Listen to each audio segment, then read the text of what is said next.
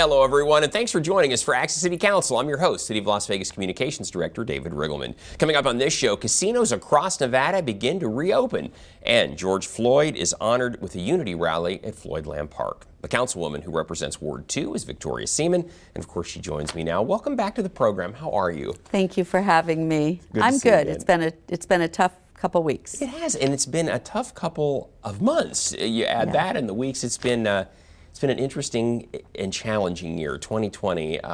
We will never forget it, that's for sure. But we have a lot to talk about. Yes. Things, some good, some not so good, but we're going to get into all of that today. Of course, you represent Ward 2. That's where I live, in fact. And, you know Ward 2 very well. If you live in that area or work in the area with the big 2 on it, then of course you are in the city limits of the city of Las Vegas. Basically, we're west of the rainbow curve, if you kind of want to get your bearings there a little bit. But if you live in that area, work in that area, you're in the city of Las Vegas, you're in Ward 2, and if you're a resident out there, you're represented by Victoria Seaman, who's been on the council for just about a year now. Right. Yeah, time enjoying flies. it very much. You've been very busy. Been very busy and really enjoy hearing from the constituents and meeting them. I'm a people person, and I always like to solve any kind of issues. You do. Your staff too. That's what. My staff's amazing. You guys make yourselves available. It seems like 24/7. Please don't call them in the middle of the night, but you guys, they do. and you guys always respond to the many things going on out there. So well, and we like to make ourselves available, especially during this time. Absolutely, and of course, Councilwoman, the subject on the top of everybody's mind right now has been the death of George Floyd. You posted this on Facebook. You said, tonight we held a unity rally at Floyd Lamb Park at Tule Springs. This was to really show that the community certainly understands the plight of the African American community, what their message here, and obviously saying that we don't want to tolerate racism or injustice anywhere. Yes. That's what your message. That's what the Unity Rally was about, and to bring people together and let them know that we need to honor and pray for George Floyd's family and stop the rioting and just unite together as Americans. That was, I think, the message is that I heard all you council members say this, we support everyone's right to free speech and to demonstrate and to protest, but to do it peacefully. Do it peacefully, and unfortunately that night, later after this Unity Rally, is when Officer Mikalonis was shot. Yeah, those first 4 nights, we had about 10 straight nights of demonstration. Mm-hmm. The first 4 were pretty tense. The 4th night is when, as you mentioned, we had the shooting of the police officer, and then a demonstrator was also shot and killed that night. So it was a rough go. Since then, things have been peaceful, thank goodness. Yes, and we're really glad that people have done peaceful protests, because we love when people are voicing how they feel. But what's happened across the country with so many innocent people getting killed, again, does not honor the life of George Floyd. And so our message is, please come with peaceful protests, but tolerating rioting, looting, and killing of innocent people is something we're not going to tolerate. As we're speaking, Officer Mikalonis is struggling for his life in a hospital. And I just want folks to know that there is a fund for him, and be careful because there's a lot of scammers out there, but it's the Injured Police Officers Fund that is collecting money. And that's the legitimate one, right? Legitimate one. And please pray for Officer Mikalonis and his family. And I ask people to pray for the safety for our officers across this country, because there are some bad characters, but the majority of our law enforcement officers are good people, and they have families too. Yeah, and we want everybody to go home safe at the end of the day. Absolutely, right? Every single person. Yeah, exactly right. Councilwoman, too, it's been huge. We're starting to reopen our businesses, including casinos. You posted this on Facebook. Time to open up all businesses using social distancing, and this was a big step forward. It felt kind of weird, but boy, people flocked here. Here they were again. You know, so important. And once again, some businesses were open. They were practicing social distancing, and it seemed to work. So it really, really was time to get everything else open. Our little mom and pops have suffered long enough. It's very exciting to see people wanting to get out and get back to normal. Yeah, and doing it safely. I mean, I think all the properties, certainly all the gaming properties, the casino properties, have got, so you can see the plexiglass screens there in front of the different tables and the different games.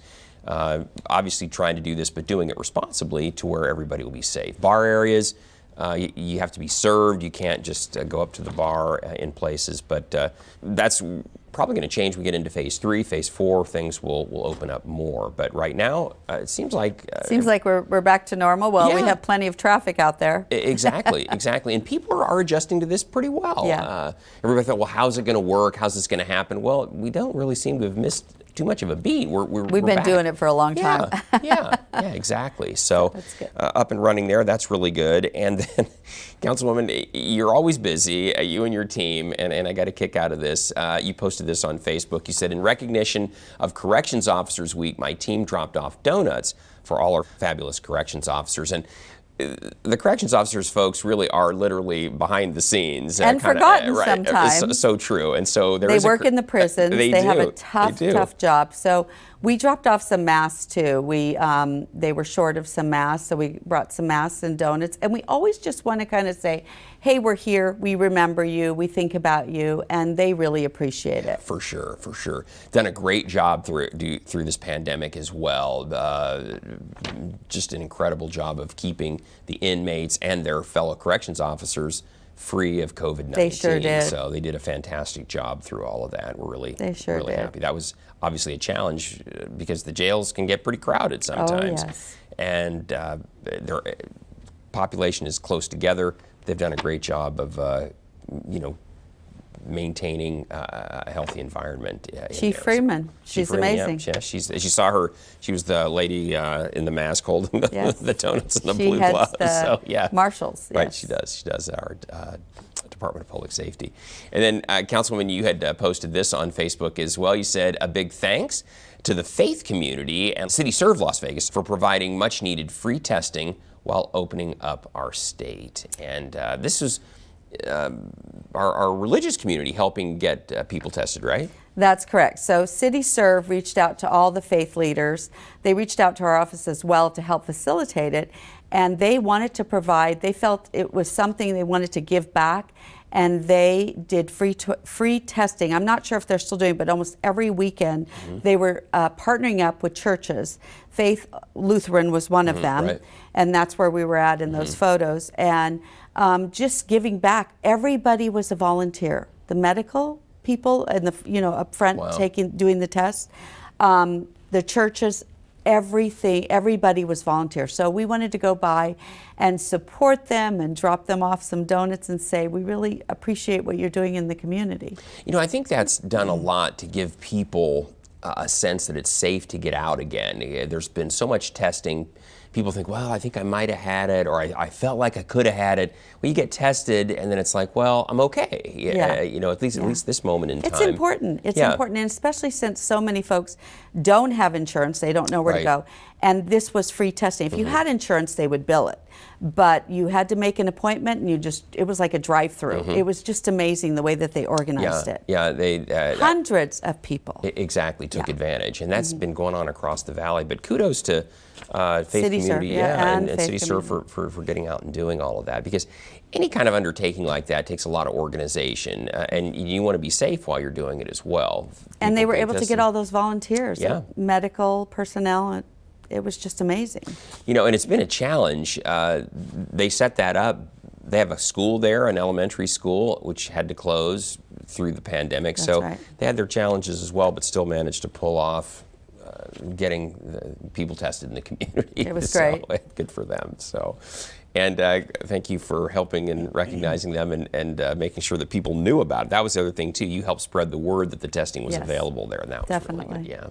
You posted this on Facebook. You said, today we recognize the excellent work of the frontline staff at Atria Seville Assisted Senior Living Community during this challenging time. I live right near there, and there's signs as you turn in that say heroes work here, right? So yeah, we just wanted to recognize these frontline workers that come to work every day and took care of the seniors during COVID. Yeah, and so many of these facilities we've seen across the country, it's a challenging job because so many of our senior community were the ones who contracted. They're vulnerable. Exactly, the most vulnerable to COVID-19. And so these people still went to work every day to make sure that they were taken care of. And we wanted to recognize those frontline workers, so we did, and they really appreciated it. For sure. They're taking care of people who really need to be protected right now. Exactly right. So nice facilities over there on Rampart near Lake Mead.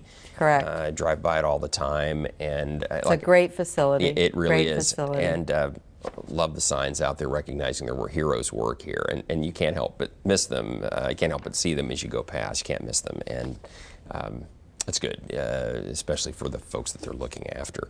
You didn't stop there. You went over to Oakmont as well. This is Oakmont West, Las Vegas as a memory care center. Oh, yes. And we also recognize their frontline workers because they're doing the same thing.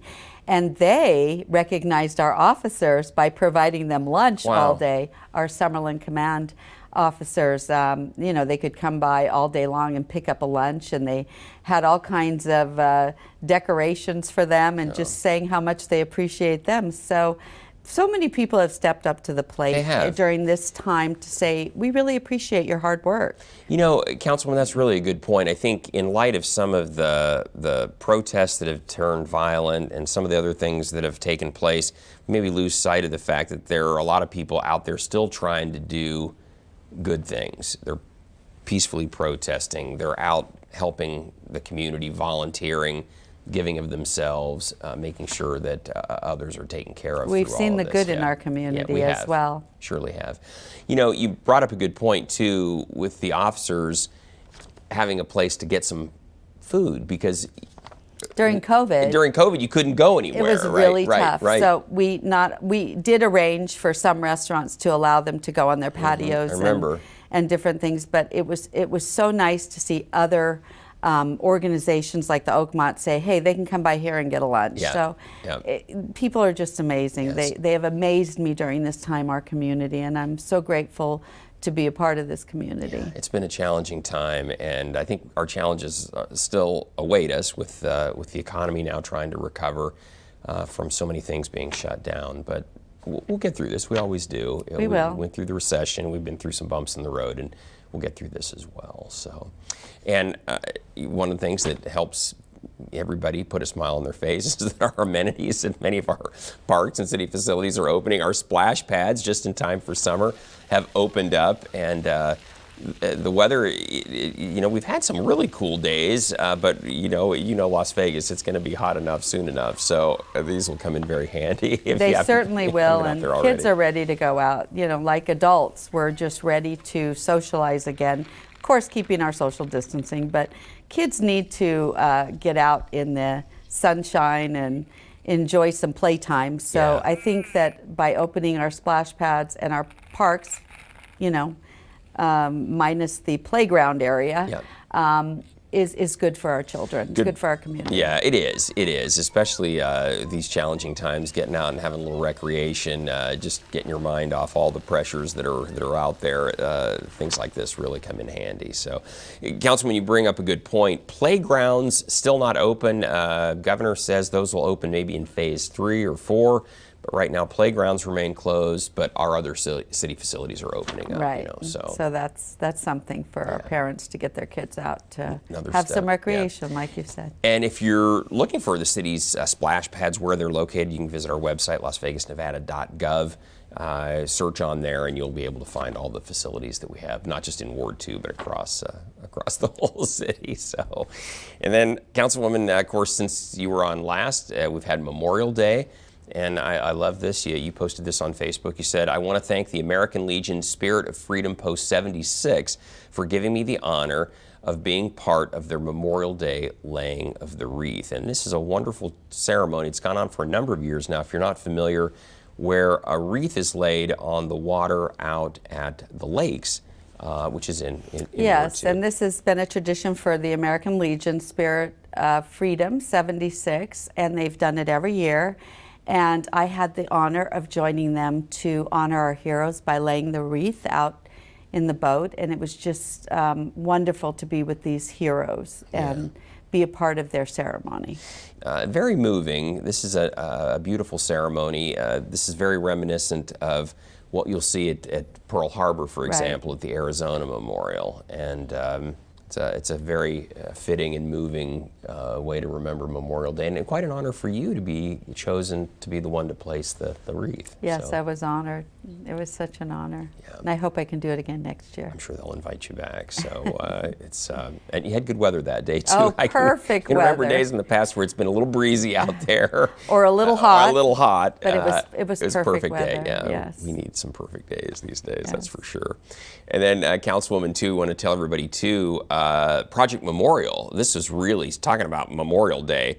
This was really something. Yes. Flags for... They were not going to lay the flags at the Veterans Memorial in Boulder City this year, so we got together with the Nevada Veterans Association, and we decided to raise the money to get the flags to make sure that we honored our heroes.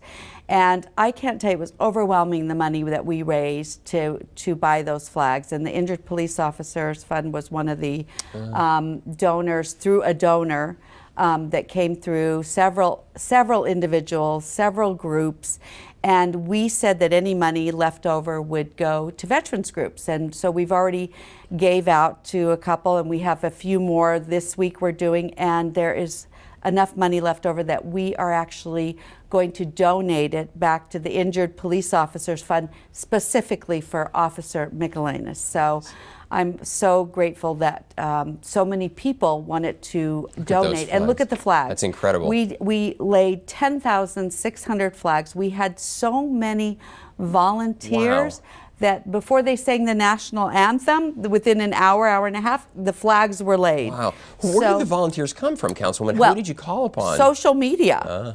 And people just came because this is what they do every year. All these groups or people come to honor heroes, and they were confused because they knew it wasn't going to happen, but we put out a lot of social media that, yes, we've got the flags, we will be there, and people just showed up, and kids, adults, everyone. And it was so beautiful. I can't tell you how beautiful it was. That's an amazing thing. I remember, I think it was because of COVID-19, that was the thought was, well, we better not put the flags out this year. Well, the group that normally does it, they were more susceptible because they were older. Right, exactly. And we just thought, no, we're going to do it. We're just going to make sure that we get people out there to do it. So we're grateful. And then we donated the flags back to the folks that normally do it. Oh, that's outstanding. So next year they'll have more flags. Exactly.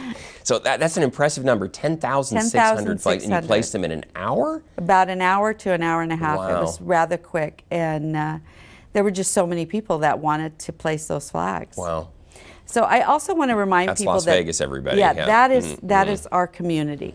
I just want to remind people that this Saturday at 9 o'clock we're meeting at Tropicana in Las Vegas to do a rally, peaceful rally for peace officers, and for Mikalonis.